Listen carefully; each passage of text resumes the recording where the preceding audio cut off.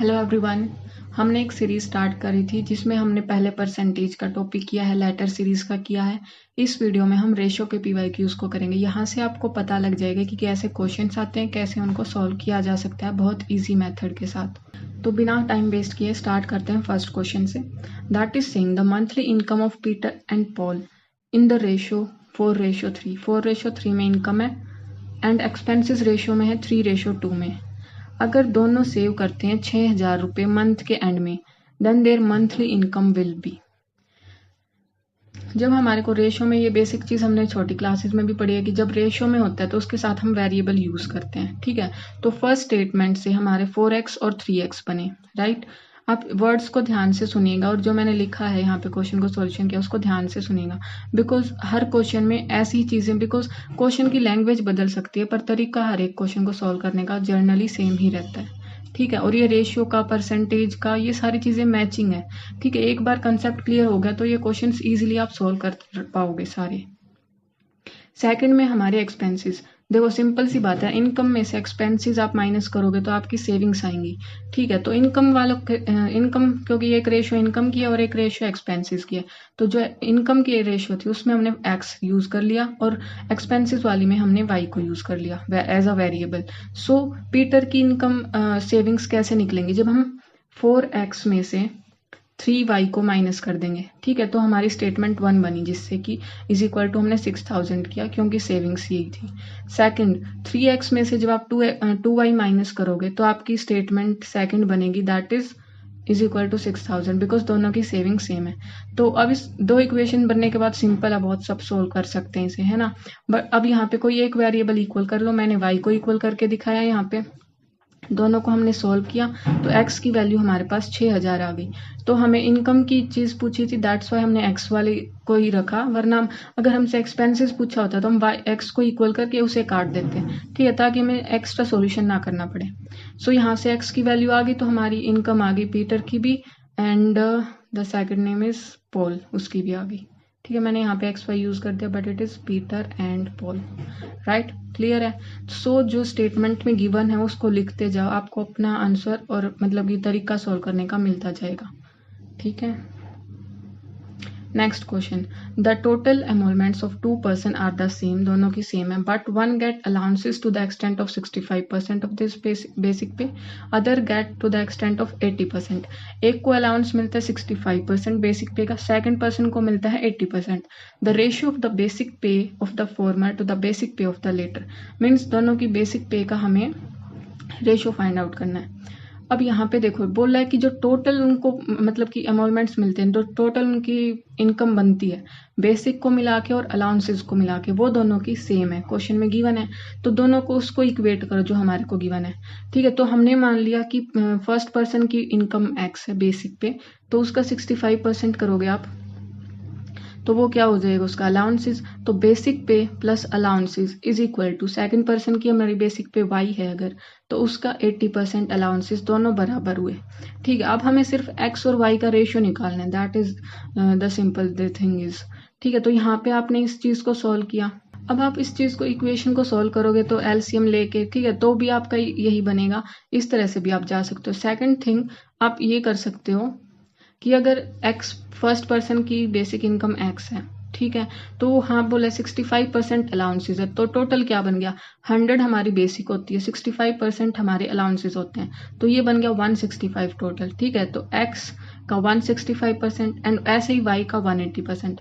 अगर आप यहाँ से इस फर्स्ट जो हमने बात की उसके अकॉर्डिंग आओगे तो भी आप इसी चीज पे पहुंचोगे, और अगर आप डायरेक्ट जाना चाहते हो, जैसा कि हमने बात की थी परसेंटेज में जो हमारे को गिवन हो, अगर डायरेक्ट इस चीज पे पहुंचना चाहते हो तो आप डायरेक्ट इस इक्वेशन पे भी आ सकते हो, बट इस बेसिक से आप जाओगे तो भी कोई प्रॉब्लम नहीं, क्योंकि आप एलसीएम लेके इसको सॉल्व करोगे तो यही इक्वेशन बनेगी, ठीक है। तो इन दोनों को अभी इक्वेट करके एक्स और वाई को आप डिनोमिनेटर में लेके और ये आपकी रेशियो आ जाएगी।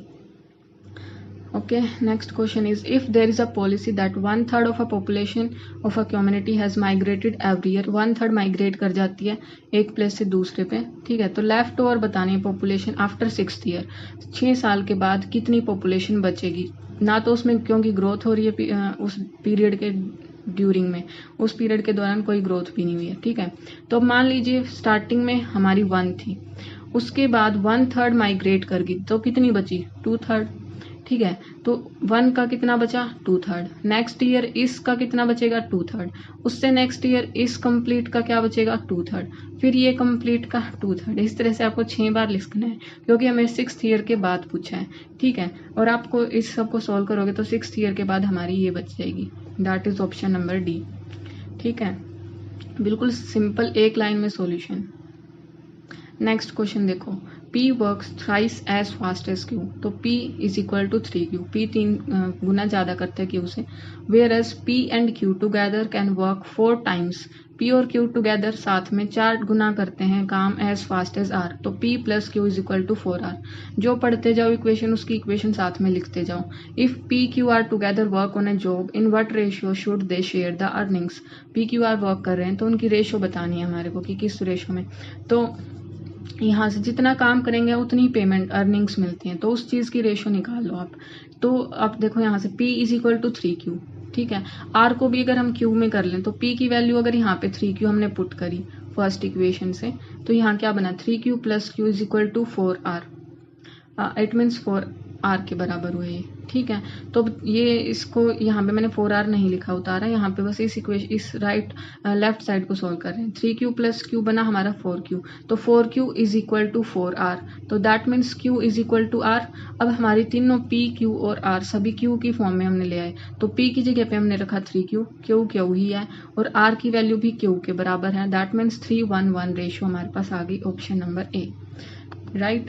तो सिंपली हर क्वेश्चन को सोल्व करने का एक सिंपल मेथड यही है कि जो इक्वेशन में आपको गिवन हो ना उसको लिखते जाओ डायरेक्टली, बिकॉज अगर आप सारा पढ़ने के बाद उस चीज़ को करने बैठते हो तो समझ नहीं आता कि कहाँ से कौन सी इक्वेशन से स्टार्ट करें और क्या बोल रहे। जब इक्वेशन की फॉर्म में उसको रख लेते हैं ना तो वो समझ में आने लगता है माइंड को भी कि कैसे उसको आगे प्रोसेस करना है, right.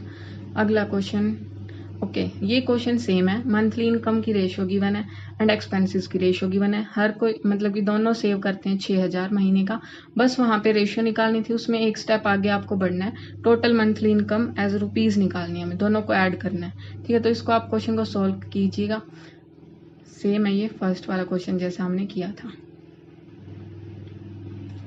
Okay, next question is a sum of rupees 2500 is distributed among X, Y and Z in the ratio given है और सम गिवन है, what is the difference between maximum and minimum share. तो ratio given है तो उसको पहले हमें because ये फ्रैक्शन में गिवन है तो इसको नंबर्स में लेके आने पड़ेगा, तो एलसीएम लेके आपने सिंपल रेशियो निकाल ली, ठीक है। उसके बाद 2500 रुपीज थे, तो इसमें क्योंकि मिनिमम और मैक्सिमम का पूछा तो मिनिमम 6 वाला शेयर जिसके पास 6 है और मैक्सिमम 10 वाले को यानी कि जेड को मिलेगा, ठीक है। तो इन दोनों का ही निकालेंगे, टोटल इनका 25 बनेगा, ठीक है। 6 9 और 10 को मिला के 25 बनेगा। तो जो x का शेयर है वो कितना बनेगा 2500 का 6/25 और z का कितना बनेगा 2500 का 10/25, ठीक है। तो यहाँ से इसका 600 आ गया और इसका 1000 आ गया, तो difference 400, that is option number C, right. Next question, a student appeared in 6 papers, the maximum marks are same for each paper, हर एक पेपर के मार्क्स सेम रहते हैं, ठीक है। 6 पेपर हैं उसके total, his marks in these papers are in this ratio, उसके जो मार्क्स आए हैं उन 6 पेपरों में वो उसकी रेशियो गिवन है। ओवरऑल जो टोटल उसने स्कोर किया वो 60% है, in how many of the papers did he score less than 60% of maximum marks. मान लीजिए एक पेपर हमने लेट कर लिया कि 100 मार्क्स का है, अब इन सब का टोटल जो ये रेशियो गिवन है ये हमने टोटल किया तो ये बना 45, ठीक है। क्योंकि ये रेशियो में था दैट्स वाई हमने इसके साथ x लगाया, मल्टीप्लाई में हम क्या करेंगे, तो ये जो टोटल हमने किया 45x जो हमारा बना वो क्या है हमारे पास, क्योंकि इसका ओवरऑल स्कोर है सबका ऐड किया हमने, दैट मीन्स ओवरऑल स्कोर 6 पेपरों का, ठीक है। और ओवरऑल इसका कितना था 60%, दैट मीन्स 45x हमारा क्या है 60% वैल्यू है, तो 45/x हमारा 60% है और हमारे पास 100% की वैल्यू है, दैट इज तो ऊपर हम 100%, ये चीज़ हमने परसेंटेज में सीखी थी, अगर आपने उस वीडियो को नहीं देखा तो एक बार जाके प्लीज़ चेक कर लीजिए, ठीक है। तो नीचे हम बेस में क्योंकि हम रखते हैं जो चीज़ हमारे को गिवन है दैट इज 45x, क्योंकि 60% की वैल्यू थी तो हमने यहाँ पे नीचे 60 लिखा डिनोमिनेटर में, एंड मल्टीप्लाई में हम वो रखते हैं या तो जो हमें निकालना है या जिसकी वैल्यू हमें गिवन हो, क्योंकि हमारे पास 100% की वैल्यू क्या बनेगी, क्योंकि एज हर एक पेपर 100 मार्क्स का है, तो टोटल 6 पेपर कितने के होंगे, 600 के। तो 100% की वैल्यू हमने रख ली यहाँ पे 600। यहाँ से आपकी x की वैल्यू आ गई 8।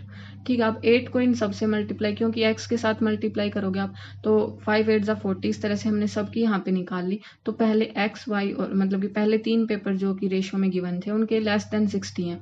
मीन्स जो पूछा था कि 60% मार्क्स से 100 मार्क्स का एक पेपर था तो उसका 60% 60 बना। ठीक, और 60 से कम हमारे 3 पेपरों में आए, 40 48 56, पहले 3, तो less than 60 is 3, option number B. I hope आपको ये क्लियर हो गया होगा रेशियो वाला टॉपिक। तो इस तरह से सिर्फ आपको जो भी आपको गिवन हो उसके अकॉर्डिंग इक्वेशन लिखो और क्वेश्चन को सॉल्व करो। ठीक है, वीडियो देख के टॉपिक को मत छोड़िएगा, एक बार फिर से इन चीज को आप खुद अपने हाथ से ट्राई कीजिएगा। क्वेश्चंस पीडीएफ को मैं टेलीग्राम पे शेयर कर दूंगी, वहां से आप डाउनलोड कर सकते हैं, क्वेश्चंस देख सकते हैं। ठीक है, बट ये पीडीएफ को स्टोर मत कीजिएगा क्योंकि उसका कोई फायदा नहीं होगा। आप अपने हाथ से एक बार सोल्व कर लो, कंसेप्ट माइंड में क्लियर हो जाएगा तो कोई दिक्कत नहीं होगी बाद में सोल्व करने के। ठीक है, तो वहां से आप ऐसे इजी क्वेश्चन फाइंड आउट करोगे। और ये टॉपिक्स ऐसे हैं जो जर्नली हर साल एक या फिर 1 साल के बाद दूसरे साल में नजर आ ही जाते हैं। तो इन टॉपिक्स को मत छोड़ के जाओ, जो बेसिक बनते हैं ना इनसे क्वेश्चंस, उनको एटलीस्ट सोल्व कर सको आप, ऐसा अपना बना के जाओ। सीसेट की वजह से बहुत सारे बच्चों का मेंस लिखने से रह जाता, सो इस सीसेट को भी इग्नोर मत कीजिए क्योंकि जीएस के साथ साथ आपको सीसेट की भी जरूरत है नेक्स्ट स्टेज पे जाने के लिए। ठीक है, जय श्री कृष्ण, राधे राधे।